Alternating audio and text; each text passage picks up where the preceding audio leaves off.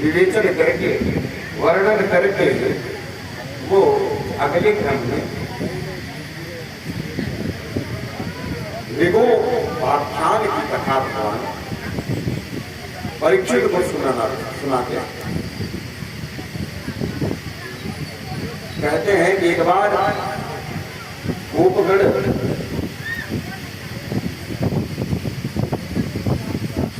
कंदू क्रीड़ा कर रहे थे, गेंद खेल रहे थे और गेंद खेलते खेलते उनकी गेंद कुआं में चली जाती है और उस समय भगवान वहां से गुजर रहे थे। तो भगवान इतने बड़े राजा होने के बाद भी उनका जो करुणा और वात्सल्य था वह राजा की भांति नहीं। इस प्रकार भगवान ब्रज में रहा करते थे मित्रवत, उसी प्रकार अपनी द्वारिका में भी रहा करते।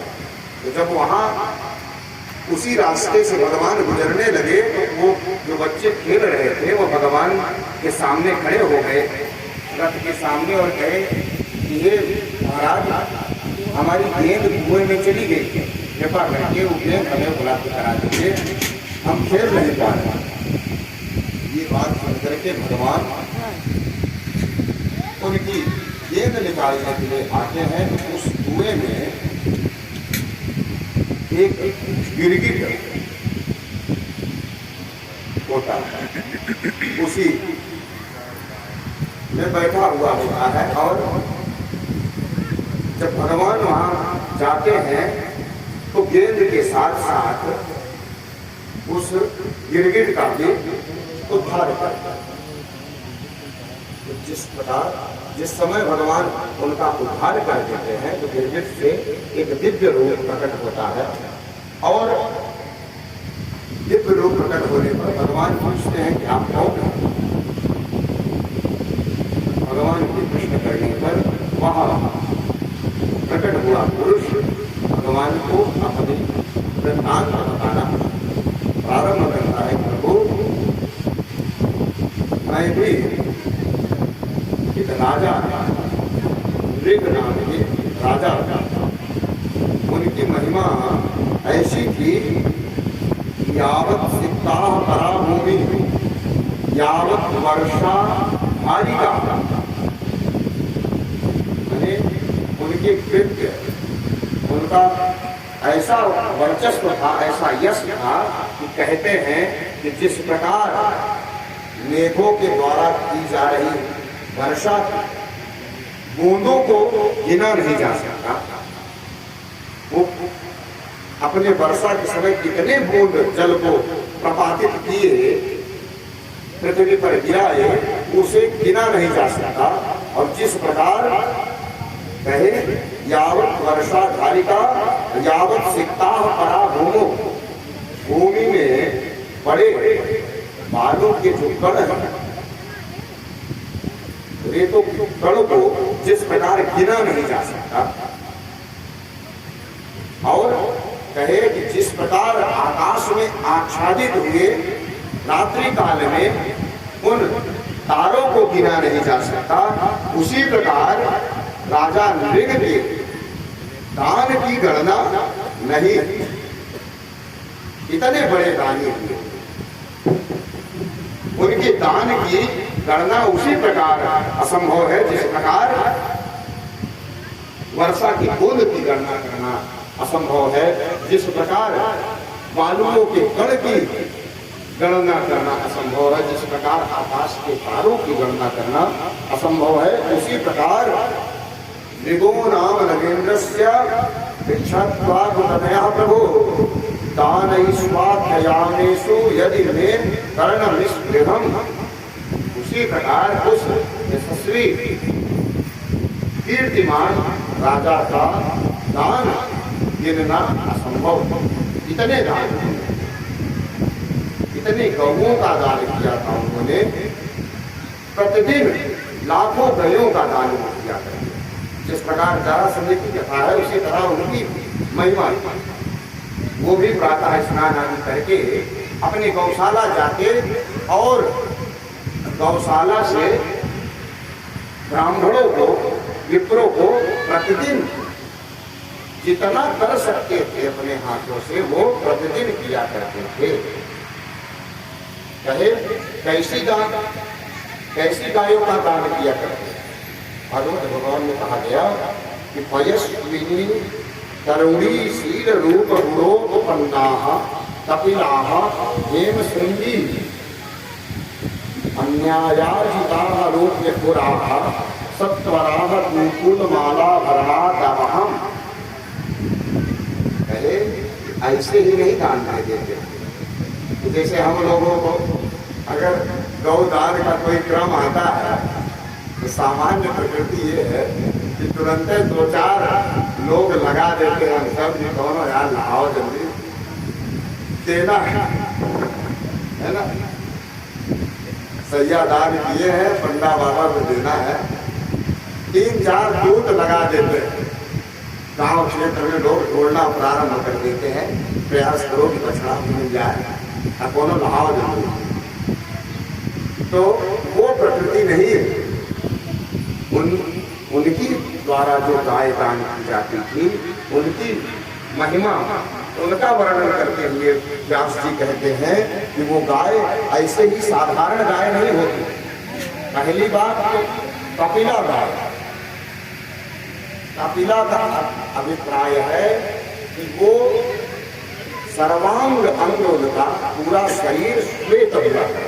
कपिला का यह पहचान है कि वो माने मसा मात्र, तिनका मात्र भी उनके शरीर में अन्य रंग नहीं होगा।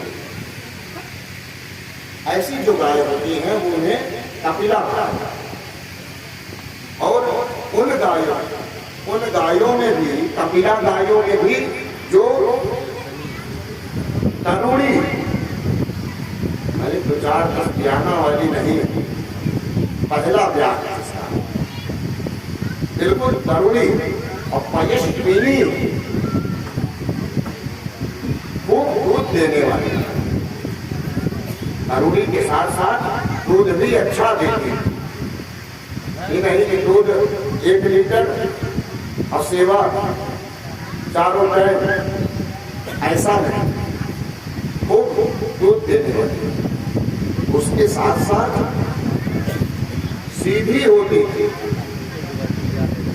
बिल्कुल गौ नाम पर उनका पूरा लक्षण घटित होता है, बिल्कुल सीधी। बछड़ा को पिलाइए या न पिलाइए, ऐसे जाकर धो लीजिए। घर का कोई बच्चा हो वो जाकर के धो ले, कोई भी चाहे सेवा करे धो ले, ऐसी सीधी गाय। ऐसी नहीं कि दुहे जाए कहो 4 बने के बुलाए पड़े, आवा हो ले ले अपन लाठी। हमारे बचपन में गाय हमारे यहाँ भी थी, गई थी, इसी क्षेत्र से गई थी, कहीं बाबा ले गए, उसको 4 लोग लड़ते, 2 लोग लाठी से, 1 लोग इधर से लाठी से, 1 लोग इधर से। पहले तो वो बहुत उद्दंड, मैंने लात इतना लात मारती थी कि कोई बैठे नहीं पाता उसके पास, और व्यक्ति को ही नहीं अपने बच्चे को भी नहीं पीने देती, ऐसा इसके।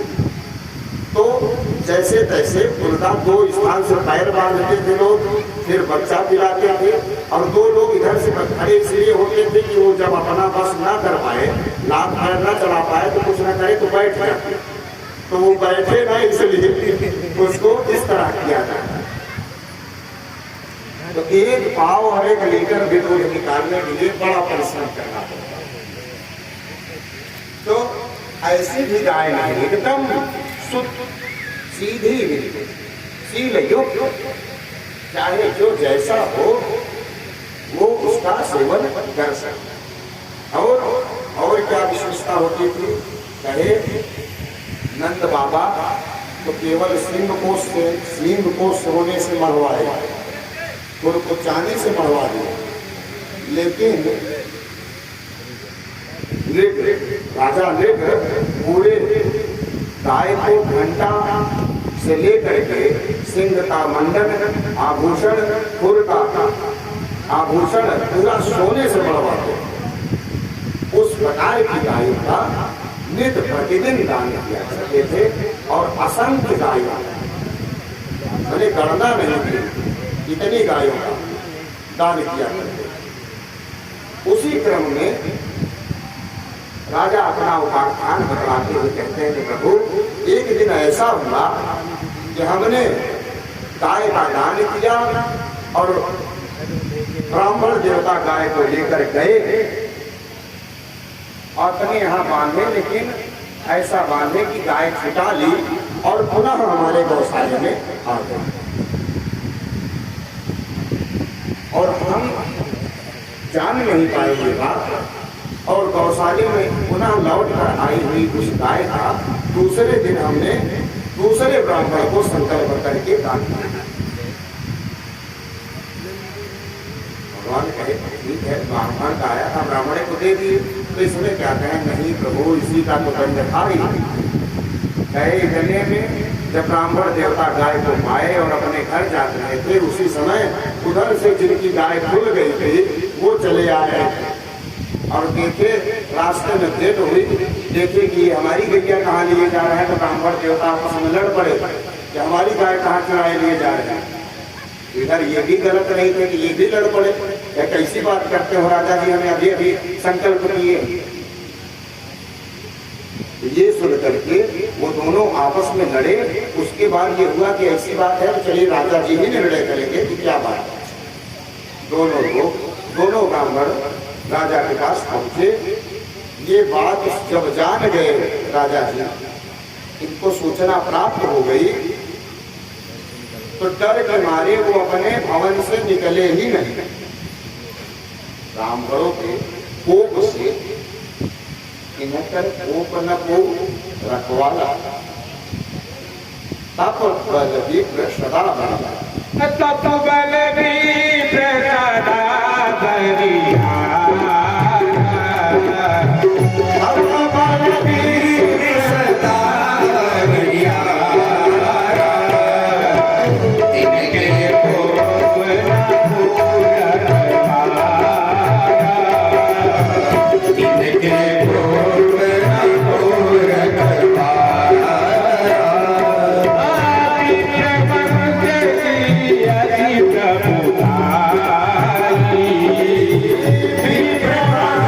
न पूरा